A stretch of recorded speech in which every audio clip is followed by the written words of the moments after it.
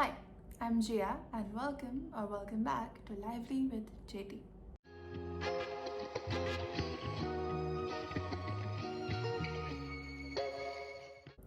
So, today we're gonna discuss about to all the boys I have loved. No. No, it's to all the books that I have been reading or I have read before. Here's the pile. Oh my god, so yeah, so that is the pile of books I have. So yeah, in this video I'm gonna share my ratings for the books, and along with that I'm just gonna give a brief outline that what does the book really is about and how much do I rate it. So yeah, okay. So out of all the books that I have shown in my pile, I have these top 5 books that I have completed reading hardly, like completely. So obviously we have the first one as It Ends With Us, and I feel that every reader every person who considers them as a reader has read this as their first book and have fallen in love with the writing of romance novels. And I guess but it was like quite a different case for me. I started reading this, I read another 3-4 romance novels, but I feel that since I don't have that much of romance in my life, I guess I better stick to thrillers and mystery, because I feel that my life is a whole mystery. And yeah, I don't know if that makes sense, but yeah. So this is the first book. I'll definitely rate this as 11 out of 10. It really kept me hooked the whole time. It's a story about a heart-wrenching, it's actually a heart-wrenching story about love, resilience, and the phases the main character goes through. Lily, her name is. We also have a movie now from this book, so I guess you can either watch a movie or read this whole book. I actually completed this book in just 1.5 day, because the day I started reading it, I was like only the second or the third page was like, oh my god, seriously. And then it was a real page turner following the pages. So yeah, definitely recommend it. Next on the list we have is Holding Up the Universe by Jennifer Newman. It's a story about it's a story about 2 teens, Libby and Jack, who struggle with their self-image and face unique challenges, and they also they actually together discover the acceptance and the importance of seeing beyond just appearances. So it's a good chunk of story. It has like these things where it is divided, like it has 2 perspectives, Jack's perspective and Libby's perspective, and it gets quite well. But I don't know, it was just initial phase of my reading, so I guess it took me around a week or 2 to complete this book. So yeah, but I guess I can give it a 8 out of 10. Yeah, Holding Up the Universe, 8 out of 10. Okay, next we have, it's very interesting. It is Reminders of Him. It is another classic, Reminders of Him. It's a classic romance novel by yours truly, Colin Hoover, and it's about how a mother returns to a small town, and after serving time in prison, seeking redemption and a second chance at motherhood. So it's really about motherhood and upbringing, and even I feel that it's about the novel delves into forgiveness, love, and healing with the past wounds that the protagonist has gone through. And I don't know, but like when I read It Ends With Us, I cried at that time, because it was, I don't know, I felt a little touched and connected to that book a lot more. And so yeah, I cried after reading that book. And even I cried after reading this book right here. It was Like I was left with just 5 or 6 pages, I guess just a chapter of this book, and I had slept while reading this at night. So in the morning, as soon as I woke up, I completed this book and I had tears in my eyes. So yeah, I guess I'd give this book a 9 out of 10. Yeah.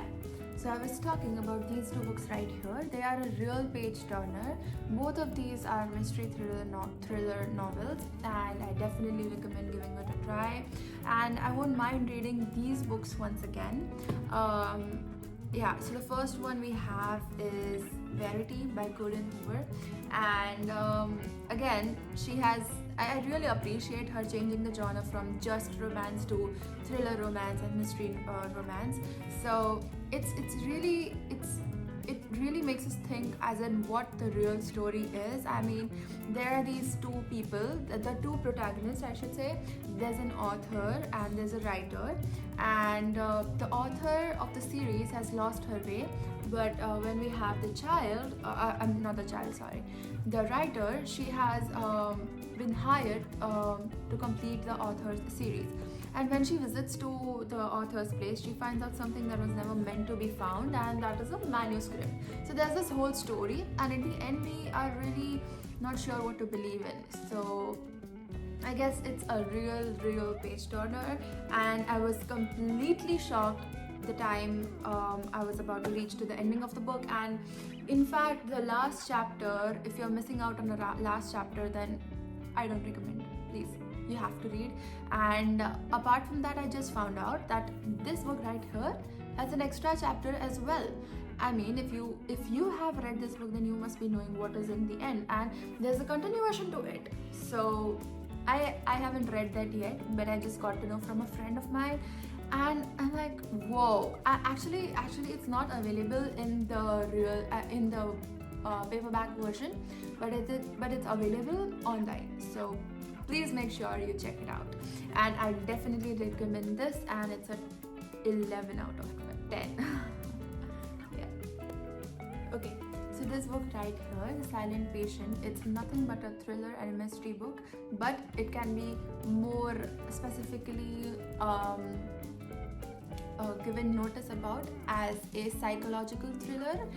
We have the protagonist here who is a killer who killed her husband, and there's this investigator who investigates the whole thing, and he's one of the doctors in the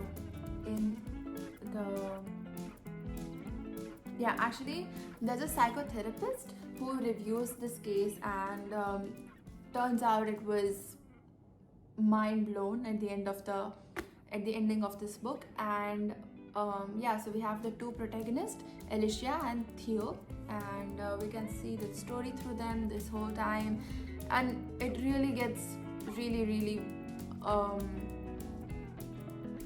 I mean, it really generates a huge amount of curiosity as we move on further in the book, but initially it's quite boring, but I definitely recommend reading it and trusting the process of the book.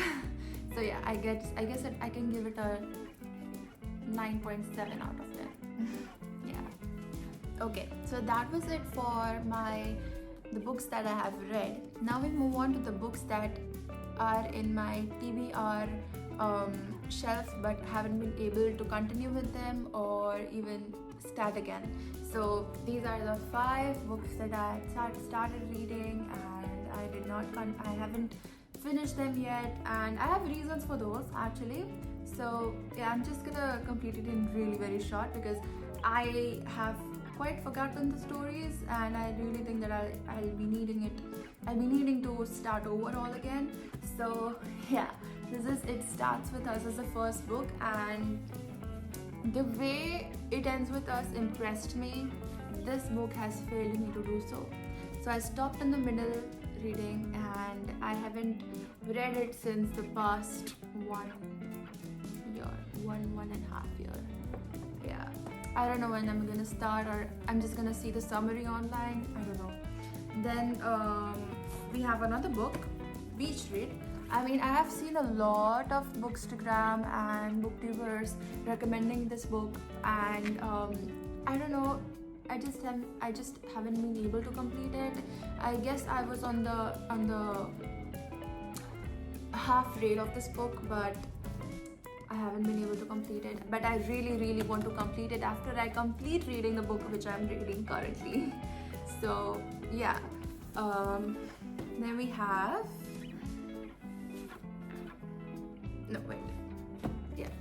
this book. Yeah, I know I said that I started with reading romance novels and then I stopped it in the between, and now I have changed my genre. It's because of this book right here. Yeah, so much ugly that I couldn't stand it and I stopped reading it. So yeah, but I'm not sure if I'm looking forward to completing it, but we'll let you know when I do so. Yeah, okay. Next we have is one is a self-help book and one is a novel. The Alchemist and Creativity Rules are the two books I'm holding right here. And about this book, if I talk about first, then it was really nice, and it is really nice. But again, I don't know due to what circumstances I stopped reading in between, but I definitely see myself completing this book and giving a review. A lot of people have recommended this book, and I cannot regret more not reading it, but I'll definitely complete it soon. Okay, next book we have here is The Creativity Rules. It's by Tina Sealing, and she's an author. She's an author and she's a professor at the Stanford University. Actually, I visited Stanford just quite a month ago, and I bought it from their store there. And yeah, it has this thing, faculty author, and I was really impressed by seeing what she really covers about. She talks about entrepreneurship. She talks about entrepreneurship, and she also talks about just getting ideas out of her head and how to work on it and stuff. So yeah, I have started reading it, but I just lost the flow of it. I started reading it back in US, but yeah, I can really put this on top of my list of TBRs. Okay, and now to the book that I'm currently reading. It's yeah. So this book here is A Good Girl's Guide to Murder. It's a sequel, and I'm just on the 83rd page of this book, but I really want to complete it way too fast because there's a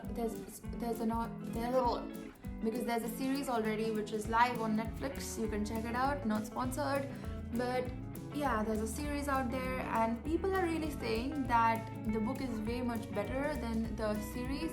And it's like if you have read the book and then you're watching the series, then you know why it is not good. And if you haven't read the book and you are watching the series, then you'll be saying, oh, it's really nice, it's really nice. So I want to be the people who are in the first category.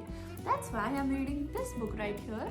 And yeah, I'll complete it soon and I will get back to you. Yeah, so the next book that I'm reading currently is The Secret, and as in it's not a secret, but the name of the book is The Secret, and it has completely changed my life. When I say it, I mean it. It has changed my life, the way I perceive my life, the way I take actions, I react to the situations. Everything has been changed in my life after I have started reading this book. I'm just into the first two chapters of this book. First two chapters of this book, and I'm completely blown away by the way they have wrote things in there, and the way they have explained things in there. So it's really about the law of attraction, and it's the absolute law. And don't worry, I'm not giving any spoilers here, but it is mentioned in the initial chapters of the book only. So yeah, it's about the law of attraction and how to use it and how to go with it and what to believe, what to ask, what to receive, everything that a human needs to know his or her own mind's power. And trust me when I say this, your mind is the only power that no one can take away from you. As in, mindset is everything. No matter what, no matter people's validations, no matter people's opinions, no matter the position you are in, your mindset is your real power. The way you think about yourself, the way you perceive yourself, the way you react to actions, the way you react to situations, the way you react with people, and the way you believe in things is really, really important.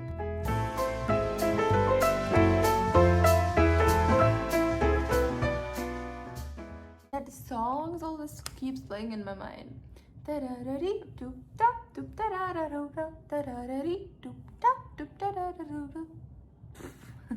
Okay, bye.